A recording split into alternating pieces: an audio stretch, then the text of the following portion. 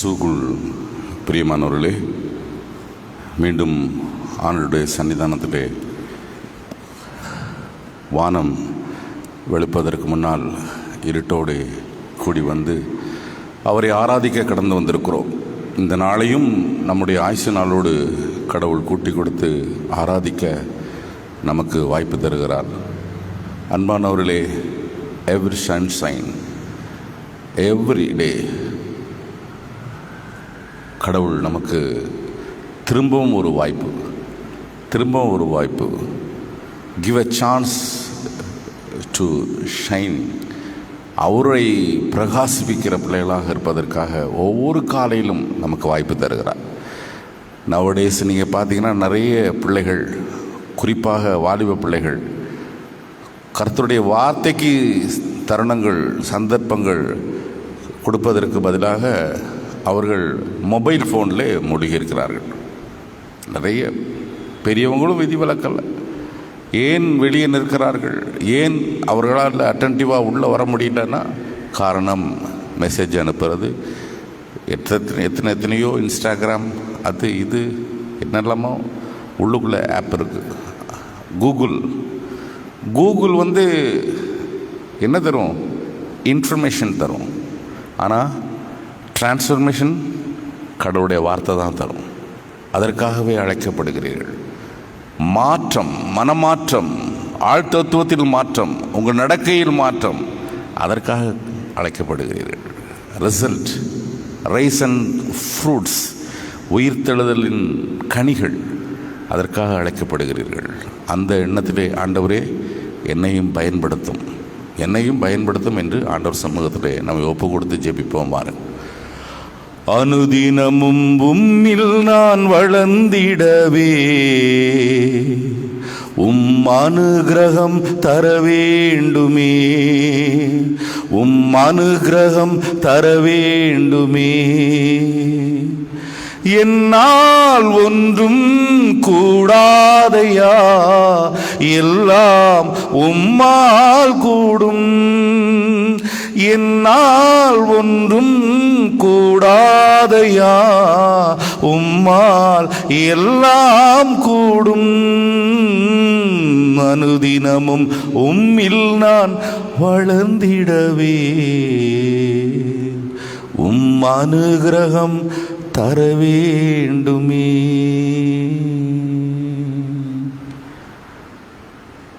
பிதா, குமாரன், பரிசுத்த ஆவியின் நாமத்தினால் ஆண்டவரே, இந்த காலை வேளையில் எங்களுக்கு தந்து எங்களை உற்சாகப்படுத்தி அழைப்பதினால் உம்முடைய சமூகத்தில் எங்களை தாழ்த்துகிறோம். அப்பா ஆண்டவரே,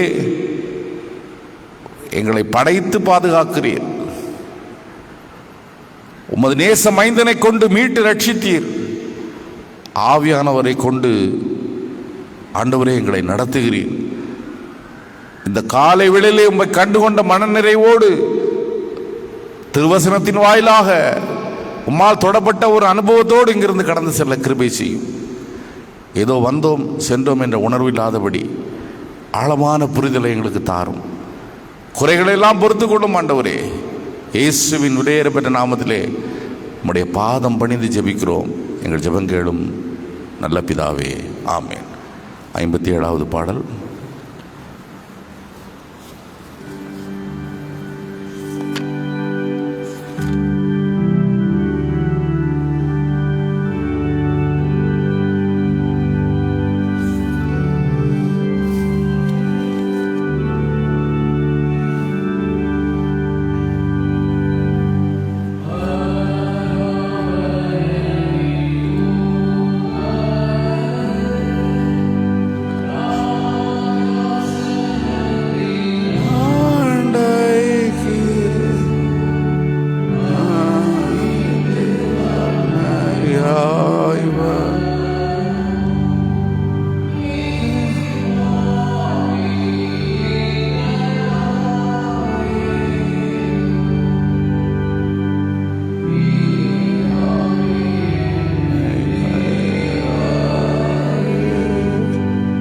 தெய்வீக ரூபம்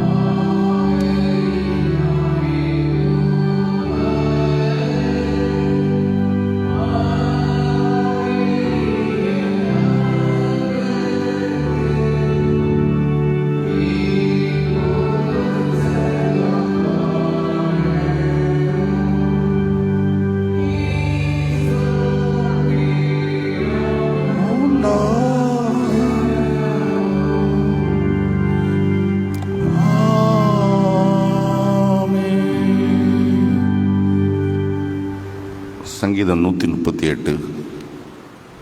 என் முழு இருதயத்தோடும் உமக்கு நன்றி செலுத்துவேன், தேவர்களுக்கு முன்பாக உம்மை புகழ்ந்து பாடுவேன்.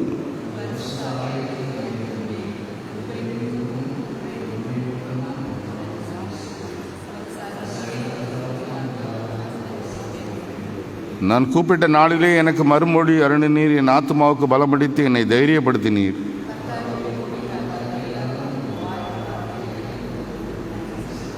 கர்த்தரின் மகிமை மேன்மை உள்ளதென்று அவர்கள் கர்த்தரின் வழிகளை பற்றி பாடுவார்கள்.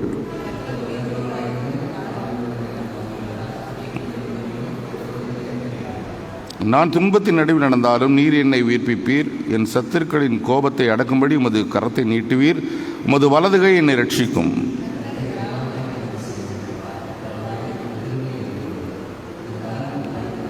கைவிடாது. பிதாவுக்கும் குமாரனுக்கும் பரிசுத்தாவுக்கும் மகிமை உண்டாவதாக, ஆதியிலும் இப்போதும் எப்போதும் சதா காலம் இருக்கிறபடியே. ஆமேன். பிரியமானவர்களே, அமருங்கள். 1 பேதுரு 1ஆம் அதிகாரம் 17 முதல் 25 வசனங்கள்.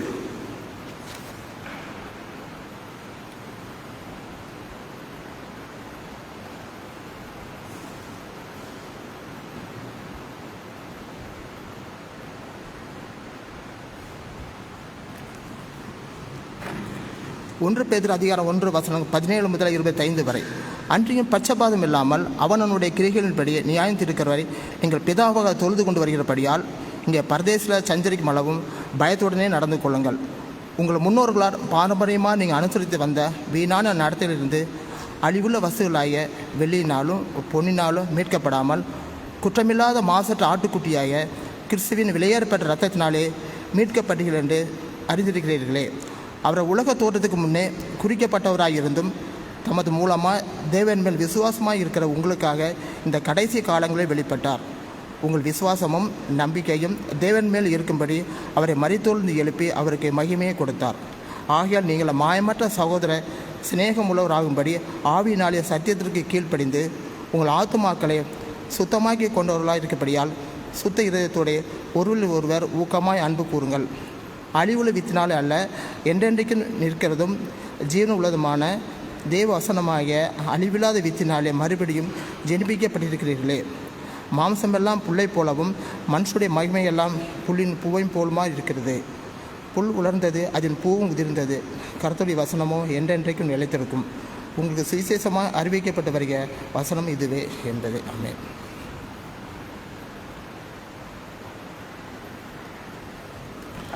அன்பானவர்களே, காஸ்பல் லெசன் லூக்கா 24 36 முதல் 40. 36 முதல் 40. அவர்கள் இவைகளை பற்றி பேசிக் கொண்டிருக்கையில் அவர் தாமே அவர்கள் நடுவில் வந்து நின்று அவர்களை பார்த்து உங்களுக்கு சமாதானம் என்றார். அவர்கள் திகைத்து பயந்து ஒரு ஆவியை காண்கிறதாக நினைத்தார்கள். அவரோ அவர்களை பார்த்து, நீங்கள் ஏன் கலங்குகிறீர்கள்? உங்கள் இருதயங்களில் சந்தேகம் பிறக்கிறது என்ன? நான் தான் என்று என் கைகளையும் என் கால்களையும் பாருங்கள், என்னை தொட்டு பாருங்கள். எனக்கு மாம்சமும் எறும்புகளும் இருக்கிறதாக நீங்கள் காண்கிறீர்கள். இவைகள் ஒரு ஆவிக்கு இராதே என்று சொல்லி தம்முடைய கைகளையும் கால்களையும் அவர்களுக்கு காண்பித்தார் என்பதே. வாசித்த வசனத்திற்கு மறுமொழியாக நம்முடைய விசுவாசத்தை அப்போஸ்தல பிரமாணம் மூலமாக அறிக்கை செய்வோம். பரலோகத்தையும் பூலோகத்தையும் படைத்த சர்வவல்ல பிதாவாகிய கடவுளை விசுவாசிக்கிறேன். அவருடைய ஒரே குமாரனும் நம்முடைய ஆண்டவருமாகிய இயேசு கிறிஸ்துவை விசுவாசிக்கிறேன். இவர் பரிசுத்த ஆவியினார் கர்ப்பத்தில் உட்பவித்து கன்னிமரிடத்தில் பிறந்து பொந்துவின் பிரார்த்தனையில் பாடுபட்டு சிலுவையில் அறையுண்டு மரித்தடக்கம் பண்ணப்பட்டார். பாதாளத்தில் இறங்கி 3ஆம் நாள் மரித்தொழுந்து உயிர்த்தெழுந்தார். பரத்திற்கேறி சர்வவல்ல பிதாவாகிய கடவுளுடைய வலது பார்சல் வீற்றிருக்கிறார். அவ்விடத்திலிருந்து உயிருள்ளோரையும் மரித்தோரையும் நியாயந்திருக்க வருவார். பரிசுத்த ஆவியானவரை விசுவாசிக்கிறேன். பொதுவான கிறிஸ்தவ சபையும் பரிசுத்தவான்களுடைய ஐக்கியமும் பாவம் மன்னிப்பும் சரீர உயிர்த்தலும் நித்திய ஜீவனும் உண்டென்று விசுவாசிக்கிறேன். ஆமேன். சபை அமர்வோம். கிறிஸ்துவுக்குள் பிரியமானவர்களே, ஆண்டவருடைய வார்த்தையை தியானிப்பதற்கு மையமாக எடுத்த வேதபாகம் 23ஆம் வசனம். 1 பேதுரு.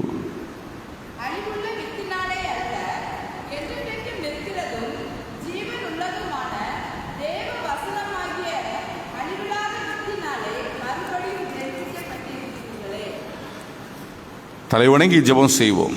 எங்களை நேசிக்கிற நல்ல ஆண்டவரே, என்ன படிப்பினையை இந்த காலை வேளையில் எங்களுக்கு தருகிறீர் இந்த வார்த்தையின் மூலமாக என்பதை ஆராய்ந்து ஆண்டவரே நல்ல புரிதலோடு திரும்பி செல்ல எங்களை பக்குவப்படுத்தும். இயேசுவின் நாமத்தில் கேட்கிறோம் எங்கள் ஜெபங்களும் நல்ல பிதாவே, ஆமென். கிறிஸ்துவுக்குள் பிரியமானவர்களே, பேதுரு இந்த கடிதத்தை எழுதுகிறார் AD 90 கிறிஸ்துவுக்கு பின். அன்பானவர்களே, எழுதப்பட்டதனுடைய நோக்கம் ஏர்லி கிறிஸ்டியன் சர்ச்சில் ரொம்ப கஷ்டங்கள், ஒரு புரிதல் இல்லை ஒருவருக்கொருவர். ஆகவே அவங்களை நம்பிக்கையூட்டி ஆறுதல் படுத்த எழுதுகிறார். இந்த கடிதத்தை மார்ட்டின் லூத்தர் சொல்லும் பொழுது அவர் வித்தியாசமாக சொல்லுகிறார்.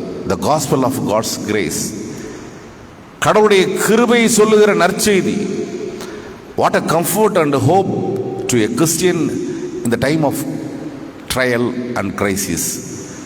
வேதனைகள் துன்பங்கள் வரும்போது இதை விட ஆறுதலான வார்த்தைகளை எங்கே தேட முடியும் என்று சொல்லுகிறார். நீங்கள் கேட்ட வாசித்த வசனத்தினுடைய கடைசி வார்த்தை என்ன சொல்லுது? கடைசி வார்த்தை அதுக்கு இல்லைம்மா, அதனுடைய டெக்ஸ்ட் முடியும் போது, அந்த இது முடியும் போது 25வது வசனம் என்ன சொல்லுது?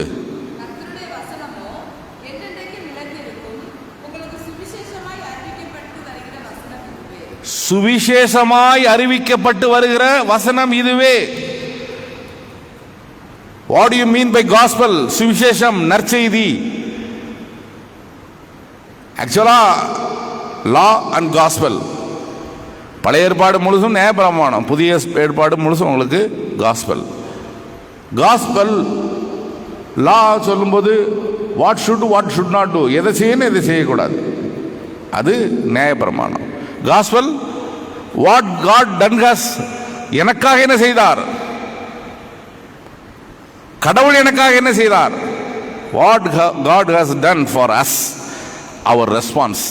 இது சுவிசேஷம். கடவுள் என்ன நமக்கு செய்தார் அது சுவிசேஷம். கடவுள் என்ன உனக்கு செய்தார் அதுதான் இங்கே சொல்லப்படுகிறது. அதனால தான் மார்ட்டின் லூத்தர் இது ஒரு சுவிசேஷம் வசனத்திலே வைக்கிறாரு. இது சுவிசேஷமாய், இந்த மொழிபெயர்ப்பில் உங்களுக்கு நற்செய்தியாய் அறிவிக்கப்பட்ட வசனம் இதுவே. இட்ஸ் a good news, நற்செய்தி இது உங்களுக்கு. அன்பானவர்களே, you are born again. திரும்பவும் நீங்கள் பிறப்பதற்கு என்ன வித்து? அழிவில்லாத வித்து, அழிகிற வித்தல்ல, அழிவில்லாத வித்து. Not of perishable seed but the imperishable. எப்படி அழிவில்லாதது? கடவுளுடைய வசனம் புல்வதிரும் பூவதிரும் இல்லையா? ஆண்டவரே, வானமும் பூமியும் ஒளிந்து போகும், உம்முடைய வார்த்தை ஒளிந்து போகாது. அப்போ நீங்க எப்படி கடவுள் உங்களுக்கு என்ன செய்தார் என்பதை புரிந்து கொள்ளணும். அழகாக சொல்றார் முன்னாடி வசனத்தில். என்னம்மா அழகாக முன்னாடி வசனத்தில் அழகாக சொல்லுகிறார். ஏனெனில் அப்படின்னு போட்டா, ஆகையால் அப்படின்னு போட்டா, நான் எப்போதும் சொல்லியிருக்கேன்ல, ஆகையால், ஏனெனில், தேர்ஃபோர் அப்படின்னா முன்னாடி வசனங்களை பார்க்கணும். அதான் நம்ம ஒரு பாயிண்ட் ஆஃப் வியூ. நம்ம லுதரன் மெயின் லைன் விசுவாசிகளுக்கு அந்த ஒரு பார்வை வேணும். அழிந்து போகிற பொன்னினாலும் அல்ல இல்லையா, வெள்ளினாலும் அல்ல, என்னதுமா, வெளியேற பெற்ற பிரைஸ் சொல்ல முடியுமா? அதுக்கு விலை கொடுக்க முடியுமா? பொன்னினாலும் அல்ல வெள்ளினாலும் அல்ல, மாசற்றதுமான, மாசற்ற வெளியேற பெற்ற ரத்தத்தினால் நீங்கள் மீட்டுக் கொண்டீர்கள். ransom ஒரு நகையை வச்சிட்டோம்னா திருப்பி எடுக்கிறதுக்கு ரூபாய் கொடுத்து அதை மீட்கிறது மாதிரி பெனால்ட்டி, அதற்குரிய தொகையை கொடுக்கிற மாதிரி. redeemed in the Bible, to redeem means to free someone from something bad by paying a penalty. அவ்வளவு தெளிவா சொல்லியிருக்காரு பாருங்க. கொடுக்கணும், அதுதான் அடிமைத்தனத்திலிருந்து உங்களை மீட்டு இருக்கிறார். உங்களை கடவுள் விடுதலை பண்ணியிருக்கிறார். ரெஃபரன்ஸ் எல்லாம் இருக்கு, இங்க படிக்காதீங்க, வீட்டில் போய் படிங்க. எக்ஸடஸ், யாத்திராகமம் 21:30, யாத்திராகமம் 13:13. curse from law, கலேசியன் 3:13. all wickedness, Titus 2:14. பிரியமானவர்களே, இங்கே கடவுள் விலையாக தன்னுடைய இரத்தத்தை கொடுத்திருக்கிறார். ஆகையால், அதனால், ஏனெனில் நீங்க எவ்வளவு ஸ்பெஷல்ங்கிறத பார்த்துங்க. அதை தக்க வச்சுக்கிறது எப்படி? ஆண்டவர் இரத்தத்தினால் மீட்டு கொண்டார். ப்ரீஷியஸ் பிளட், பொன்னினாலும் அல்ல வெள்ளினாலும் அல்ல. அந்த இரத்தத்தினால் மீட்டு கொண்ட அந்த உணர்வை, அந்த மதிப்பை நான் எப்படி தக்க வச்சுக் கொள்வது? நான் மீட்கப்பட்ட பிள்ளை, நான் மீட்கப்பட்ட கடவுளுடைய குழந்தை, நான் மகன் மகள் என்பதை நீங்கள் எப்படி வெளிப்படுத்துவீங்க? அங்கதான் அழகா சொல்லிட்டாங்க, படிச்சுட்டாங்க டீச்சர். வெளியே எங்கெல்லாம் தேடாதீங்க, அப்படிலாம் கற்பனையெல்லாம் வேண்டாம். மாயமற்ற சகோதர சிநேகத்திற்கென்று நீங்கள் சத்தியத்திற்கு கீழ்ப்படித்து உங்கள் ஆத்துமாக்களை சுத்தமாக்கி கொண்டவர்களாக மனதார ஒருவரில் ஒருவர் ஊக்கமாய் அன்பு கூறுங்கள். ஏனெனில் அழிவில்லாத வித்தினால் நீங்கள் மறுபடியும் ஜனிப்பிக்கப்பட்டீர்கள். Power of God. வார்த்தைனா சும்மா இல்ல, அழிவில்லாத வார்த்தைமா, அழிந்து போகிற வார்த்தை இல்ல, வத்த புத்தகம் அல்ல, வானமும் பூமியும் ஒளிந்து போகும். பிரியமானவர்களே, இந்த வார்த்தையை நீங்க everyday listening the word of God. வெளியே போனா சத்தம், கடைக்கு போனா சத்தம், எனக்கு ஓட்டு போடு, உனக்கு ஓட்டு போடு, பாட்டு அதெல்லாம் பாட்டெல்லாம் போட்டு, அவன் அப்படி அயோக்கியம், இவன் அயோக்கியம், இவன் இப்படி செஞ்சான், அவன் அப்படி செஞ்சான், எனக்கு போடு, நான் நல்லவன், கேட்டு கேட்டு வெளியே போகவே முடியல கொஞ்ச நாளா. பிரியமானவர்களே பாருங்க, அதெல்லாம் நம்ம காதுல வந்து விழுகுது. ஆனா ஒரு 10 நிமிஷம் ஆண்டவருடைய வார்த்தையை கேட்கணும்னா நம்ம அட்டென்ஷன் அங்கே இருக்கிறது இல்லை. இந்த மாதம் வீட்டில் அது பல கற்பனைகள், பல எண்ணங்கள், அப்படி உட்கார்ந்துருப்பீங்க கவனமாக. அப்படி நீங்கள் என்ன பாவம், நம்முடைய ஜனங்கள் கல்வாரி சபையில் மக்கள்லாம் அட்டென்டிவாக இருப்பாங்க, பிரசங்க காரியங்கள்லாம் அப்படியே கவனித்து கேட்பாங்க அப்படின்னு இங்கே வரக்கூடிய பாஸ்டர்ஸ் எல்லாம் என்ன நினச்சிவாங்க, பெருமிதத்தோடு போவாங்க. ஆனால் உண்மை என்ன, கவனிச்சு கேட்குற மாதிரி கேட்பீங்க. பிசிக்கலி பிரசன்ஸ் தெரியும். பிரியமானவர்களே, இங்க பாருங்க, கொஞ்ச நேரம் கூட கடவுளுடைய வார்த்தையை கவனித்து கேட்க முடியாதபடி நமக்கு உலக பிரகாரமான எண்ணங்களும் நம்முடைய திசை திருப்புகிற ஏதுக்களும் ஏராளம் ஏராளம். பிரியமானவர்களே, listening the word of God first. ஆண்டவருடைய பிள்ளை முதலாவது கடவுளுடைய வார்த்தைக்கு முக்கியத்துவம் கொடுக்க வேண்டும். மார்ட்டின் லூத்தர் அதான் விளக்க சொல்லும்போது அழகா சொல்லுவாரு, ஓய்வு நாளை பரிசுத்தமாக ஆசரிக்க நினைப்பாயாக, கடவுளுடைய திருவசனத்தை ஞான பிரசங்கத்தையும் அசட்டை பண்ணாமல் பயபக்தியோடு எண்ணி அதை கேட்டு அதன்படி நடக்க வேண்டும். எப்படி பதில் பாருங்க, ஓய்வு நாளுக்கு பதில் விளக்கம் கொடுக்கிறாரு. சி அன்பானவர்களே, அப்போ listening the word of God. சரி, பாஸ்டர் சொல்லிட்டாரு, கோயிலுக்கு போய் வசனத்தை கேட்டால் போதும், அப்படிதானம்மா? அவர் சொன்னார், listening the word of God, listening the word of God. Reading the word of God வேண்டாமா? Reading the word of God. கடவுளுடைய வார்த்தையை நீங்க படிச்சீங்கன்னா உங்ககிட்ட பேசாது, சும்மா படிச்சா அல்ல. கடவுளுடைய வார்த்தையை உணர்ந்து படிக்கும் போது அது உங்களோடு பேசும். அது அனுபவம். பிரியமானவர்களே, சொல்றதல்ல ஈஸி, அதை அனுபவிச்சு பார்த்தா உண்மையிலே தெரியும். கடவுளுடைய வார்த்தை காலையில் எழுந்திரிச்சு ஒரு வசனம் கொஞ்சம் படிச்சுட்டு நீங்கள் ஒரு காஃபி குடிச்சு பாருங்க, அந்த ஜபம் பண்ணிட்டு காஃபி குடிச்சு பாருங்க, அதனுடைய சுகமே தனி. அனுபவிச்சு பார்த்தா தெரியும். Listening the word of God, reading the word of God, then reflecting the word of God. இல்லையா? ஃபாலோ. அதை பிரதிபலிக்கிற வாழ்க்கை. அது பிரதிபலிக்கிற வாழ்க்கை எப்படி இருக்கும்? மாயமற்ற சிநேகமா இருக்கும். அதுதான் இங்கே சொல்லப்படுகிறது. அதை பிரதிபலிக்கிற வாழ்க்கை உங்களுக்கு வேணும், உங்களுக்கும் எனக்கு வேணும். நமக்கு அப்படிப்பட்ட வாழ்க்கை இருக்கிறதா? அவரை பிரதிபலிக்கிற வாழ்க்கை இருக்கிறதா? பிரியமானவர்களே, நம்ம ஏன் இந்த வார்த்தை வைக்கிறாரு பாருங்க, மாயமற்ற ஸ்நேகம். மாயமற்ற ஸ்நேகம்னா என்னம்மா? அப்போ மாய்மாலம் இருக்குல்ல, மைனி எப்படி இருக்கீங்க, ரொம்ப நாளாச்சே, ரொம்ப மெலிஞ்சிட்டீங்களே. இதுதான் மாய்மாலமான ஸ்நேகம், மாயமற்ற ஸ்நேகம், உண்மையான அன்பு, சக விசுவாசியினுடைய வலியை உணர்கின்ற அன்பு. இங்க அடிமைத்தனத்திலிருந்து மீட்டாரு. இப்ப எல்லாருக்கும் என்ன தெரியுமா? நான் உன்னை அடிமைப்படுத்தணும், நீ நான் சொல்லதெல்லாம் கேட்கணும், மரியாதையாரு, நான் சொல்லதெல்லாம் கேட்கணுமா? வீட்டில் போனால் அங்கே அடிமை, கோயிலுக்கு வந்தால் இங்கே அடிமை, வெளியே போனால் என்னெல்லாம் சொல்லுது யோசிச்சு பாருங்க. பிரியமானவர்களே, அடிமைத்தனம் அல்ல, கடவுள் உங்களை விடுதலையாக்கி இருக்கிறார். யூ ஆர் ஃப்ரீ, ஆண்டவருடைய பிள்ளை. ஆனால் நம்ம அடிமைப்படுத்த ஆசைப்படுறோம். நான் அதிகாரம், நான் சொல்கிறதான் கேட்கணும். நீ உனக்கு காப்பி வாங்கி தந்தால அன்னைக்கு ஒரு சின்ன ஒரு உதவி யார்கிட்ட பெற்றிருக்கீங்களால உங்களை அடிமைப்படுத்த நினைக்கிற நினைப்பு எண்ணங்கள். கடவுள் நம்மளை எப்படி வைக்கிறார் பாருங்க, எப்படி சிந்திக்க தூண்டுகிறார் பாருங்கள். அன்பானவர்களே, தாமார் ஹீப்ரு வார்த்தை, லோகோஸ் கிரேக்க வார்த்தை, வேர்டு ஆங்கிலம். கடவுளுடைய வார்த்தைக்கு நீங்க முக்கியத்துவம் கொடுங்க.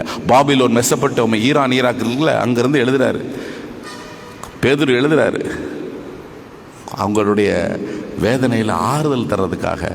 பிரியமானவர்களே, நீங்க விட்டுறாதீங்க, அழிஞ்சு போயிருவாங்க.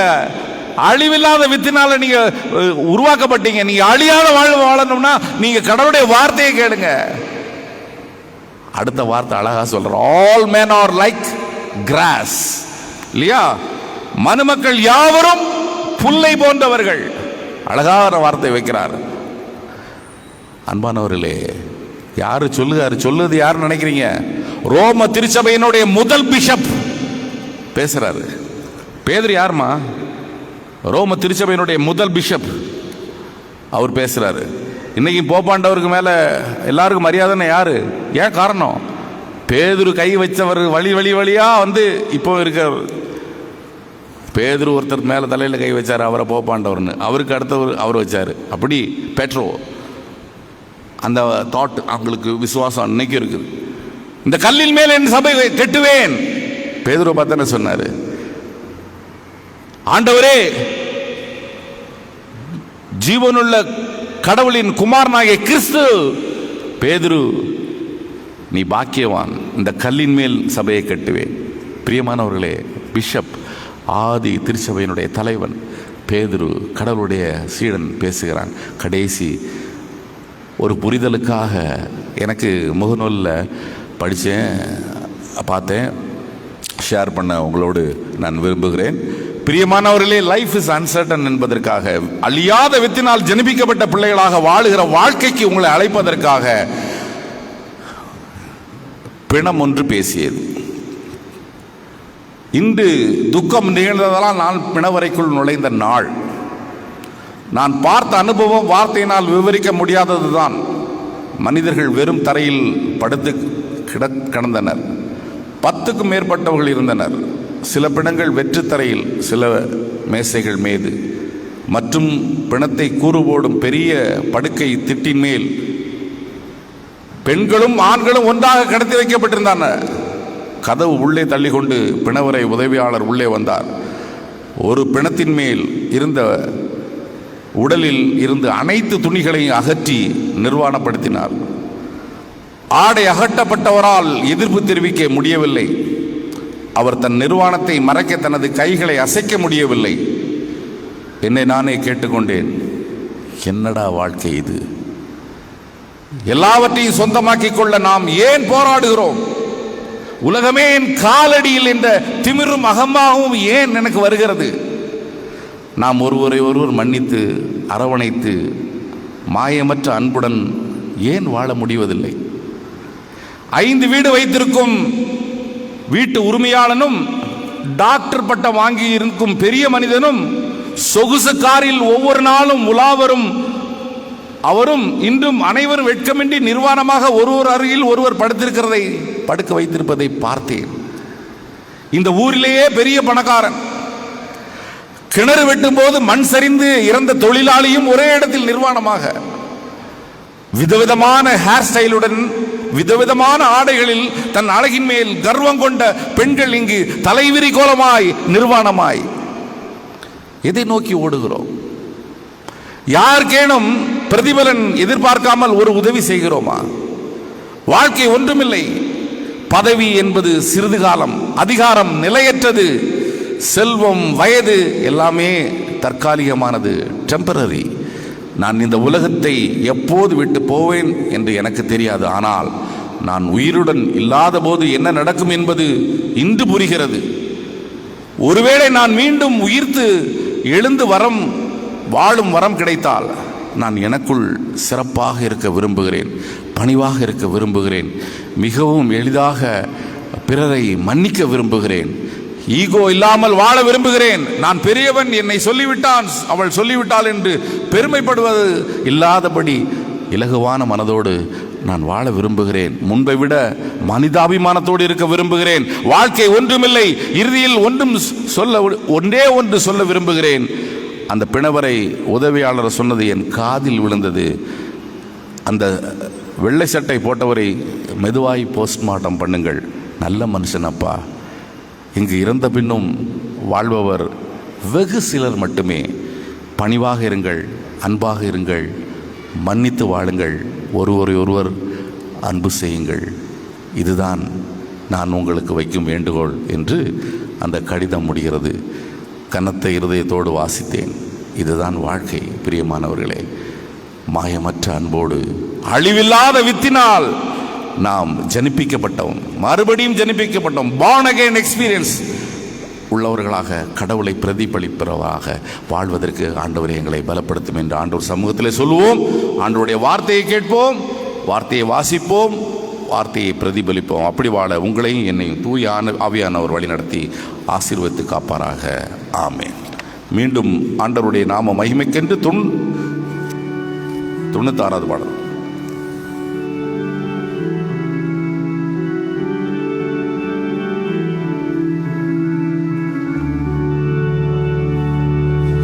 சத்திய வேத தினம் தியானி சகல பேர்க்குமதபிமா ஜீவிய வழிகாட்டும் உத்தம ஜீவிய வழிகாட்டும் உயர்வாயில் என்னை கூட்டும் சத்திய வேதத்தை தினம் தியானி சகல பேர்க்குதபிமானி ஆலிவர் மதுவாகும் வயோதீபர்க்கும் மதுணவா பாலகர்க்கினிய பாலுமதாம்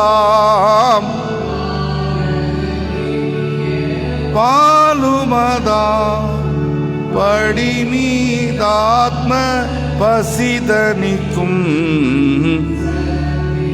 வேதத்தை தினம் தியானி சகல பேர்க்கும் மதபிமானி பேயோடமர் புரியும் தருணம் அது நல் ஆயுதமா புத்திரர் மீத்திரரோடு மகிழும் புத்திரர் மீத்திரரோடு மகிழும் பொழுது அது நல் உறவாகும் சத்தி வேதத்தை தினம் தியானி சகல பேர்க்கும் மதபிமானி ஆந்த ரட்சி படையும் வழி வழுத்தும் தேவ வார்த்தை அது. வேந்த அமைச்ச முதலவர்க்கும், வேந்த அமைச்ச முதலவர்க்கும் விதித்த பிரமாணமும் அதுவே. சத்திய வேதத்தை தினம் தியானி, சகல பேர்க்கும் மதபிமானி.